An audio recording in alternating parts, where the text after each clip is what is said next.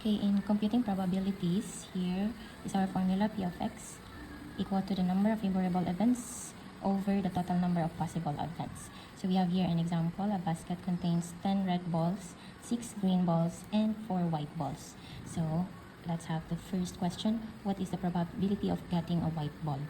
So based ato ang formula, ang atong numerator, number of favorable events. Okay, so unsa man ang na-mention dani sa ato ang question. What is the probability of getting white ball? So our numerator, locate na to sa given, there are 4 white balls. So we have here 4 white, and then ang denominator, total number of possible events. So we have here 10, 6 ka green, and then 4 ka white.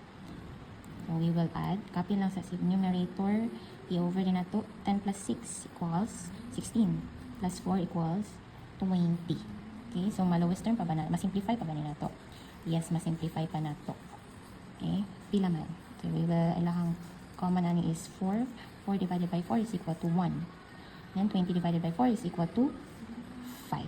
So therefore, the probability of getting a white ball is 1 over 5. Next, what is the probability of getting green or white? So, duha na ang gipangita dani. So, if ever ingon anak ng class, simply i-add lang na to. So, green pila? 6. Pila nito ka white?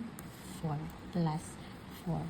And then, pila ito? 10 plus 6 plus 4. Okay, so 6 plus 4 is equal to 10 over 20. So, pila man? O sa ilang common? 10, diba? So, 10 divided by 10 is equal to 1. 20 divided by 10 is equal to 2. So therefore, the probability of getting green or white balls is 1/2.